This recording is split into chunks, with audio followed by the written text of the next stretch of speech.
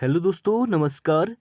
इतिहास विषय से संबंधित आज हम जीआईसी प्रवक्ता परीक्षा 2021 का previous year question paper solve कर रहे थे। तो वहाँ पे हमारे 34 क्वेश्चन कंप्लीट हो गए थे। तो आज हम 35 से स्टार्ट करेंगे। उससे पहले प्लीज़ आप लोग वीडियो को लाइक कीजिए, शेयर कीजिए, सब्सक्राइब कीजिए। तो चलिए स्टार्ट करते हैं। आज का जो पहला क्वेश्चन है हमारा, वो है 1822 में महाराज रणजीत सिंह की आदर्श सेना में फ्रांसीसी सैन्य टुकड़ी फौज ए खास का गठन किसने किया था? मोस्ट इंपोर्टेंट क्वेश्चन है। तो 1822 में, ठीक है, महाराजा रणजीत सिंह की आदर्श सेना में जो फ्रांसीसी सैन्य टुकड़ी थी, फौज ए खास का गठन जो किया था, वो क्या था? वेंचुरा और अलार्ड के द्वारा। Most important question, TGT PGT दोनों में पूछा गया है। सी इसका राइट आंसर हो जाएगा। आप इसमें देख सकते हैं, सन 1822 ईस्वी में महाराजा रणजीत सिंह की आदर्श सेना में फ्रांसीसी सैन्य टुकड़ी फौज एक खास का गठन वेंचुरा और अलार्ड द्वारा किया गया था। और महाराजा रणजीत सिंह ने अपनी सेना का गठन पश्चिमी ढंग से करने का प्रयास किया। इसके लिए सेना को दो भागों में बांटा गया था। पहला था घुड़सवार सेना, दूसरा था पैदल सेना और तीसरा था तोपखाना सेना। ठीक है, घुड़सवार सेना में कौन होते थे? प्रशिक्षण हेतु नियुक्त फ्रांसीसी सेनापति एलॉट के द्वारा। और पैदल सेना इटालियन सेनापति वेंचुरा प्रशिक्षण हेतु नियुक्त किए गए थे। और तोपखाना इसे कोर्ट यानी फ्रांस के बाद में गार्डनर के द्वारा गठित किया गया था। और द्वितीय फौज ए वेका वेक वायद अनियमित सेना। ठीक है, ये थी अनियमित सेना। और तो नोट की बात करेंगे तो महाराजा रणजीत सिंह द्वारा गठित प्रशासन को खालसा तथा सरकार को खालसा सरकार के नाम से जाना जाता था। अगला क्वेश्चन हमारा, परमार्थ किस काल के बौद्ध विद्वान थे? तो परमार्थ थे आपके गुप्त काल से संबंधित। सी इसका राइट आंसर हो जाएगा। देख सकते हैं, परमार्थ उज्जैन के निवासी थे। और 546 ईस्वी में एक गुप्त वंशीय सम्राट के समय चीन के सम्राट द्वारा जो दूतमंडल भारत भेजा गया था, उसी के एवज में भेजे जाने वाले भारतीय दूतमंडल का वे हिस्सा थे। और परमार्थ द्वारा लिखित व चीनी भाषा में अनुदित रचनाओं में त्रिपिटक भी शामिल है। अगला क्वेश्चन हमारा, जितनी जमीन में एक हाथी लेट सकता है, उतनी जमीन 7 आदमियों का पेट भर सकती है। यह कथन प्राचीन भारत के किस क्षेत्र से संबंधित है? मोस्ट इंपोर्टेंट क्वेश्चन, ये नेट में भी पूछा गया है। तो इसका राइट आंसर हो जाएगा आपका कावेरी डेल्टा से संबंधित। ठीक है, सी इसका राइट आंसर हो जाएगा। आप एक्सप्लेनेशन देख सकते हैं। प्राचीन भारत में कावेरी डेल्टा के बारे में यह कथन प्रचलित था कि जितनी जमीन में एक हाथी लेट सकता है, उतनी जमीन 7 आदमियों का पेट भर सकती है। और सातवाहन काल और संगम युग में कावेरी डेल्टा का भाग अपने कृषि उत्पादन के लिए काफ़ी प्रसिद्ध था। इसीलिए इस काल में इस क्षेत्र में चावल व हल्दी का उत्पादन सबसे ज़्यादा होता था। ठीक है, इसीलिए इसे 7 आदमियों का पेट भरने वाला बताया गया था कावेरी डेल्टा को। अगले क्वेश्चन की बात करेंगे, महाकाव्य रामायण के 5 स्पष्ट तिथि क्रमगत और सांस्कृतिक चरणों की पहचान की थी। तो महाकाव्य में, ठीक है, वो की थी जे.एल. ब्रोंकीगटन के द्वारा। जे.एल.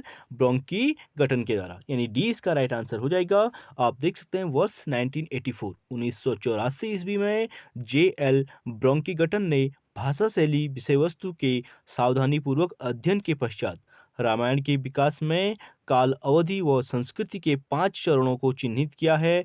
और इसी तरह जेम्स एल फिट्जगेराल्ड, ठीक है, जेम्स एल फिट्जगेराल्ड ने महाभारत के विषय में यह तर्क प्रस्तुत किया है कि बौद्ध व जैन धर्म की जो बढ़ती लोकप्रियता को ब्राह्मण व्यवस्था ने एक चुनौती के रूप में देखा, तथा महाभारत के रूप में उन्होंने इस व्यवस्था के विरुद्ध जो अपनी प्रतिक्रिया प्रस्तुत की थी। अगला क्वेश्चन है हमारा, शौनक और पेपलाद किस वेद की शाखाएं हैं?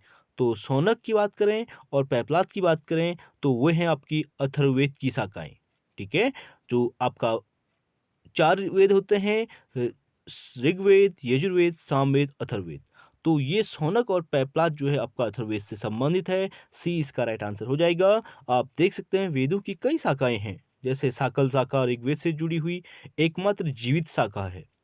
यजुर्वेद को शुक्ल यजुर्वेद और कृष्ण यजुर्वेद की शाखाओं में बांटा गया है। और कौथुम जो है राणायनीय जैमिनी और सामवेद की 3 शाखाएं हैं और अथर्ववेद की शाखाएं शौनक और पिप्पलाद हैं। इंपॉर्टेंट क्वेश्चन है, नोट डाउन कर सकते हैं। अगला क्वेश्चन है हमारा, कराची अधिवेशन 1931 के संदर्भ में निम्नलिखित कथनों पर विचार कीजिए। तो कराची अधिवेशन 1931 का संबंध आप देख सकते हैं, पहला है गांधी इरविन समझौते का अनुमोदन करने के लिए यह कांग्रेस का एक विशेष अधिवेशन था, और दूसरा है इसकी अध्यक्षता सरदार वल्लभ भाई पटेल ने की थी। उपयुक्त कथनों में से कौन से सही हैं?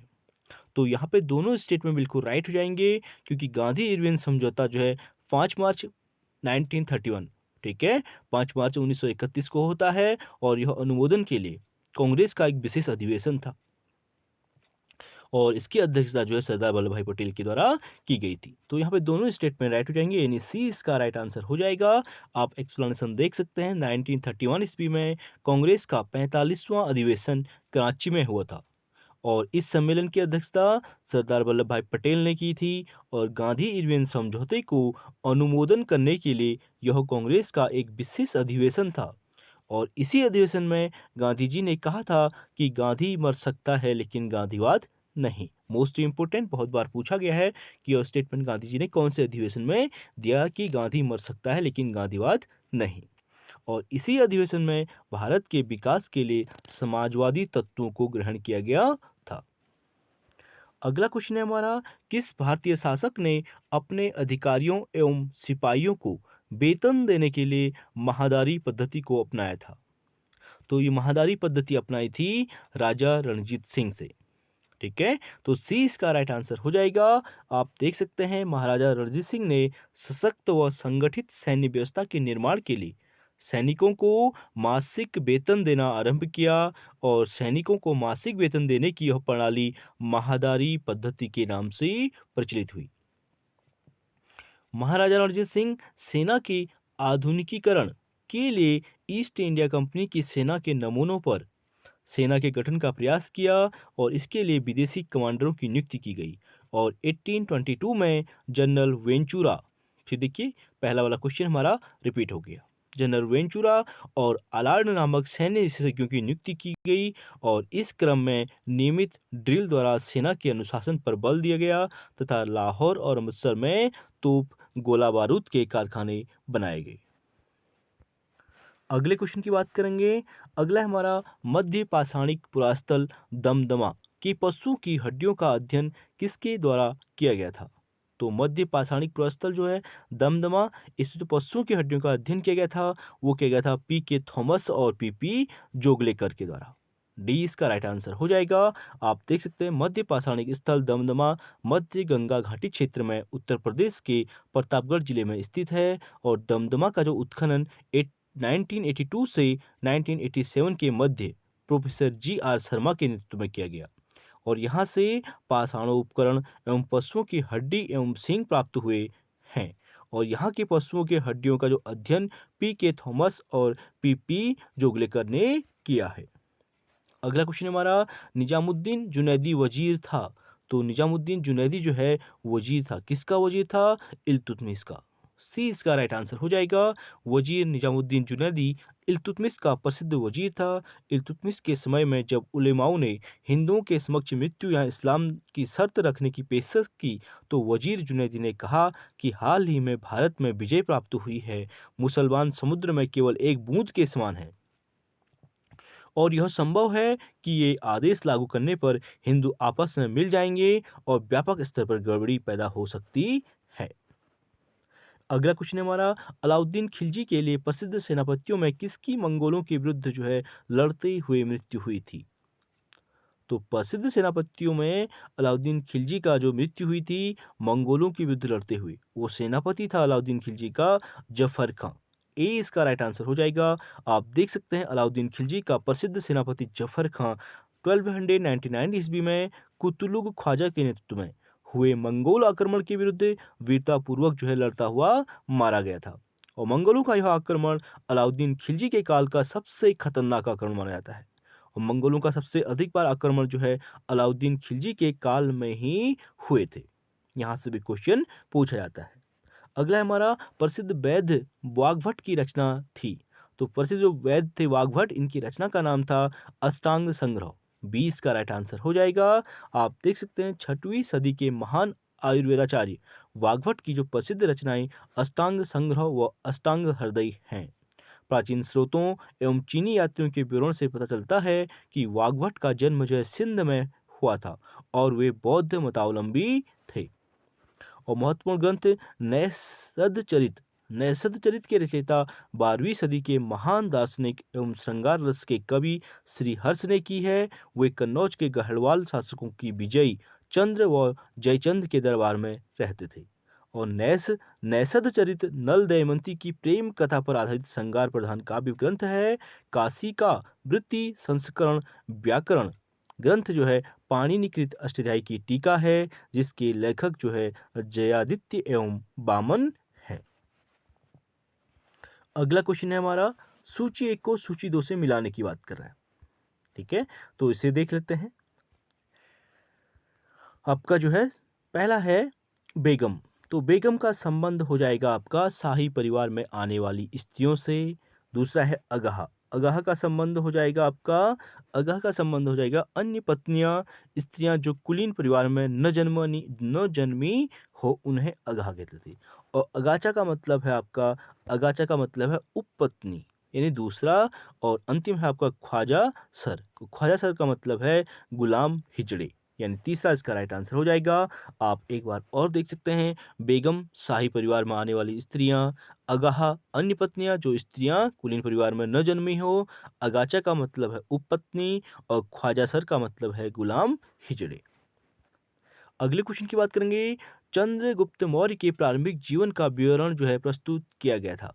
तो चंद्रगुप्त मौर्य के प्रारंभिक जीवन का जो विवरण प्रस्तुत किया गया था वो किया गया था महावंश टीका में। 20 का राइट आंसर हो जाएगा। आप देख सकते हैं चंद्रगुप्त मौर्य के प्रारंभिक जीवन का परिचय बौद्ध ग्रंथ महावंश टीका से प्राप्त होता है। और इस ग्रंथ से पता चलता है कि चंद्रगुप्त मौर्य नामक क्षत्रिय वंश में उत्पन्न हुआ था। उल्लेखनीय है कि जैन एवं बौद्ध धार्मिक ग्रंथ चंद्रगुप्त मौर्य को स्पष्टतः क्षत्रिय वर्ण के रूप में स्वीकार करते हैं। अगला है हमारा, सर्वप्रथम हिंदुस्तान शब्द का उल्लेख किस राजवंश के अभिलेखों में हुआ था। तो सबसे पहले हिंदुस्तान शब्द का जो उल्लेख हुआ था वो होता ससानियों के वंश में। ठीक है, ससानियों के वंश में, राजवंश में। 20 का राइट आंसर हो जाएगा। आप देख सकते हैं ईरान के ससानी राजवंश के अभिलेखों में सर्वप्रथम हिंदुस्तान शब्द का उल्लेख हुआ था। ससानी वंश की स्थापना ईरान में 3री शताब्दी में हुआ था और शाहपुर प्रथम के नक्श ए रुस्तम में सर्वप्रथम हिंदुस्तान शब्द का प्रयोग हुआ था। और भारत में आक्रमण करने वाला आक्रमणकारी महमूद गजनवी, ये भी ससानी वंश से ही, राजवंश से ही संबंधित था। ये क्वेश्चन भी पूछा गया है। अगला है हमारा, निम्नलिखित में से कौन सही सुमेलित नहीं है, पूछा गया है। वर्ष और घटना दी गई है। तो आपको पता है 1928 में साइमन कमीशन भारत आया था। 1928 में भारतीय क्रिकेट कंट्रोल बोर्ड का गठन हुआ था और 1928 में ही जो है रमन प्रभाव का आविष्कार हुआ था। और 1928 में मदर टेरेसा का पहली बार भारत आगमन, ये इसमें रॉन्ग हो जाएगा। ए बी सी राइट है, डी इसमें रॉन्ग हो जाएगा। आप इसका एक्सप्लेनेशन देख सकते हैं। मदर टेरेसा 1929 ईस्वी में भारत आई थी, ना कि 28 में। अथवा विकल्प डी क्या है, रॉन्ग है।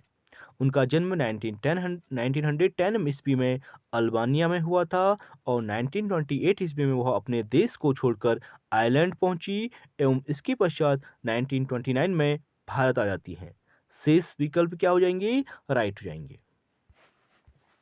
आज का हमारा अंतिम क्वेश्चन है, त्रिपक्षीय संघर्ष के संबंध में निम्नलिखित युगों में से कौन सा राइट पूछा गया है। तो त्रिपक्षीय संघर्ष जो सबसे पहले किसके बीच हुआ था, ये आपको याद रखना है। ठीक है, मोस्ट इंपोर्टेंट क्वेश्चन है। चोल, पांड्य और प्रतिहार, ये त्रिपक्षीय संघर्ष इन 3 राज्यों के बीच होता है। यानी इसका एक्सप्लेनेशन आप देख सकते हैं। त्रिपक्षीय संघर्ष के बारे में जानकारी राधनपुर तथा संजन ताम्रपत्र से होती है।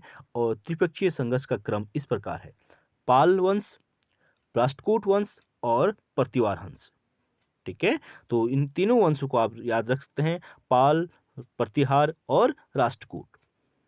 और गुज्जर प्रतिहार जो वंश है उसके शासक थे वत्सराज, नागभट्ट द्वितीय, रामभद्र और मिहिरभोज। और पाल वंश का धर्मपाल, इसके संस्थापक जो है गोपाल थे पाल वंश के, ठीक है। और धर्मपाल, देवपाल, देवपाल, देवपाल और बिग्रराज, देवपाल को ही बिग्रराज भी कहा जाता था 4th नंबर में। और राष्ट्रकूट वंश के शासक थे ध्रुव प्रथम हो गया, गोविंद तृतीय हो गया, अमोघवर्ष प्रथम, मोस्ट इंपोर्टेंट, ठीक है। बहुत शक्तिशाली शासक थे अमोघवर्ष प्रथम, इनके सिक्कों के बारे में आपको पता है। और अमोघवर्ष द्वितीय, ठीक है। यहाँ फर्स्ट दिया गया है तो द्वितीय होना चाहिए। तो ये तीनों वंशों को आप याद रख सकते हैं। और भी दिए गए हैं नीचे शासक, ठीक है। प्रतिहार में महेंद्रपाल भी है ना, और आपका धर्मपाल की बात करेंगे तो पाल वंश में नारायण पाल है, और आपका राष्ट्रकूट में कृष्ण द्वितीय है अंतिम शासक। इस प्रकार त्रिपक्षीय जो संघर्ष में कन्नौज पर अधिकार करने में प्रतिहार शासक जो है महेंद्रपाल प्रथम अंतिम रूप से सफल हुआ था। तो चलिए फ्रेंड्स, आज के लिए इतना ही। आई होप वीडियो पसंद आई होगी। प्लीज़ वीडियो को लाइक शेयर सब्सक्राइब जरूर करें। बाकी नेक्स्ट क्लास में करेंगे। Thank you so much.